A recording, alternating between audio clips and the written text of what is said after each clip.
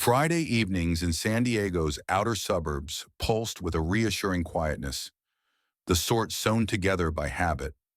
Lawns glimmered under sprinklers, barbecue fumes drifted lazily from backyards, and porch lights flickered on like soft stars. In one such backyard behind one such single-story home with flaking trim, three retired Marines, Mark, Ethan, and Luke, sat under a canopy of Edison bulbs, ensconced in their sacred monthly tradition. United by service and unbreakable devotion, they rotated a worn fire pit, steaks crackling, beers clinking, and stories flowing as smoothly as worn boots sliding on. It was not about the meal or the stories. It was about finding something tangible in a world that too readily flowed away like sand. The evening was balmy, a salted wind blowing from somewhere far off across the ocean. The grill spat, steaks sitting in foil, and the embers of the fire held softly over their skin. Mark, always silent and vigilant, sat with scarred hands clasped on his knees, eyes trimmed by years of measuring danger. Ethan, the loud one, leaned forward with a beer, laughing through a desert disaster yarn. Luke, always perceptive, probed the coals with a streak of rusty rebar, grinned without speaking. Their friendship was easy. The neighborhood hummed in the background with the thwack of a soccer ball down two houses, a lazy dog's yapping, and the soft thrum of Springsteen crackling from a frayed speaker. This was peace, hard-earned and fiercely protected. Ethan flicked a cap from a bottle towards a beat-up bucket, missing it by inches with a smile. Mark shook his head, grunting once. The moment was flawless, earned, as the deep navy sky developed and stars began to pierce through. But on the other side of the street, unseen, the porch light flashed to life, throwing a harsh yellow over a vacant lawn. A shadow flinched behind a curtain and vanished. Mark's combat-honed instincts should have picked it up. Luke's keen eyes should have detected the motion. Ethan's smile should have broken. But the stakes, the beers, and the desperate hope for untouchable moments dulled their edge, letting the darkness breathe closer, waiting, biding. At 10:04 p.m., three sharp knocks, bam, bam, bam, shattered the quiet, rattling the front door. Smoke curled lazily from the fire pit, but the laughter cut off. A voice, loud and harsh, barked through the night. "HOA patrol! Open up now!" Ethan blinked, confused. Homeowners Association? At this hour? Luke stiffened, setting his beer down and sliding into the shadows. The voice barked again, harsher. "You're violating quiet hours. Open the door." A metallic click, a baton snapping open, followed. Ethan's fists clenched, the grin wiped clean from his face. Mark rose slowly, his shoulders rolling like a beast waking up, calm masking the storm brewing inside. The door rattled under another kick. Whoever was on the other side wasn't asking. Ethan grumbled, low. "Something's wrong. Real wrong." Luke switched off the porch light, dropping the yard into darkness. Mark's gaze fastened on the door, weighing, calculating. Boots scuffled outside, hushed whispers betraying more than one. Seconds drew taut. Then out of nowhere, the door burst inward, splinters flying, hinges screaming.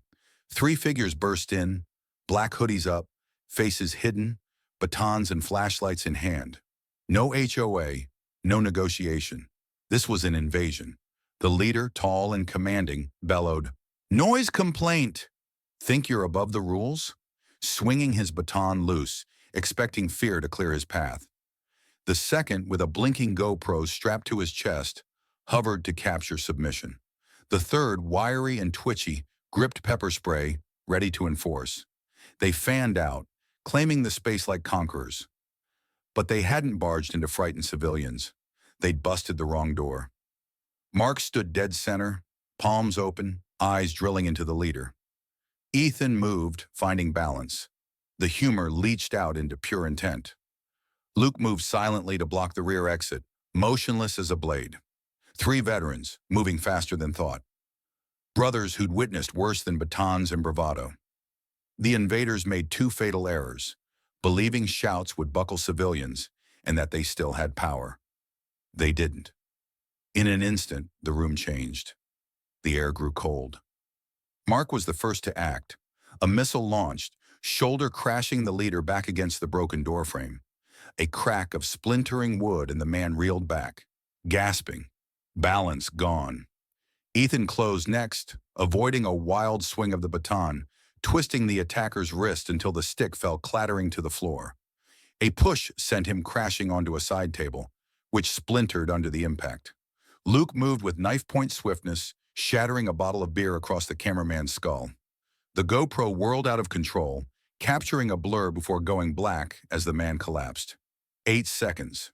Wasted words, wasted motion, lethal efficiency alone. Dust sea. A grizzled old man stood up with a flashlight. They slashed my tires, told me it was a fine for my lawn. Confessions spilled out. Midnight threats, broken cameras, missing pets.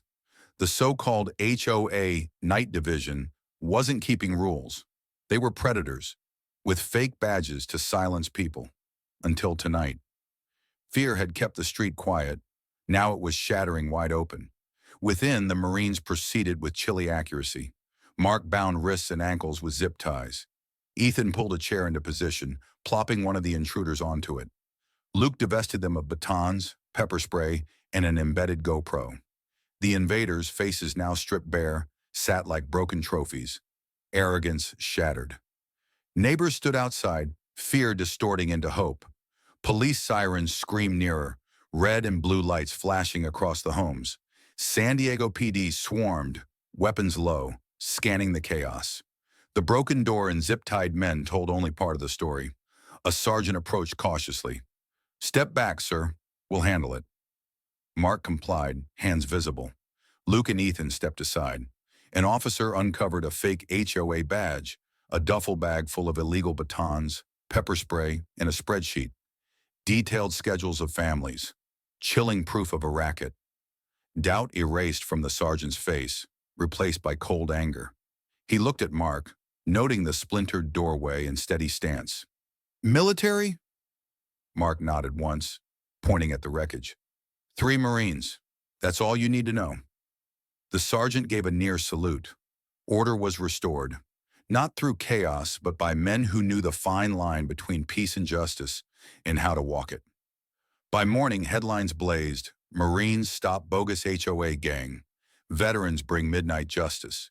Pictures of the smashed door and seized equipment swamped the web. Mark, Ethan, and Luke, long gone from any limelight, were quietly celebrated as heroes. Neighbors provided statements, their fear now substituted by a stubborn relief. The tale expanded, connecting similar bogus enforcement cons all over California. Extortion schemes operated by a disbarred attorney through 12 separate crews. All of it falling apart because 3 Marines wouldn't blink. In interviews, the 3 simply shrugged. "Just having a barbecue," Mark replied, his lips almost curving into a smile. "Wrong backyard," Ethan shrugged. Luke remained silent, allowing the broken door above the fixed frame to speak for itself. Justice wasn't sirens or speeches. It was quiet, messy, human. The neighbors mobilized, repairing Mark's door, putting in real security systems, beginning real watches. Potlucks flourished. Holiday lights twinkled a little more brightly. Fear loosened its hold. At Mark's, fixing was quick, but he left a bit of the broken door, scar turned trophy, hanging over the new one. Fridays returned to routine. 3 chairs, a cooler, Luke's guitar. They didn't speak of that night unless questioned, responding with laughter, not pride. They hadn't struggled for glory. They battled for peace, the freedom to grill under stars with brothers. The fire pit spat, stakes snapped, and the world outside the fence dwindled. Some wars don't leave scars of anger. They leave scars of truth. Peace isn't conferred. It's fought for, and it's defended tenaciously by men who understand its price. In court, the burglars pleaded guilty. Home invasion, assault, conspiracy. The punishments were stiff. No parole for the ringleader. The judge's tone was subdued. But justice thundered. For Mark, Ethan, and Luke, it was never a matter of winning in court. It was a matter of ensuring that no one on that street ever had to live in fear again. The community transformed, not held back by regulations, but by trust. The true victory wasn't the door, or the camera, or the headlines. It was the message. Don't bring phony power to an actual fight, and never ever bust open the door of Marines that simply want a barbecue in tranquility.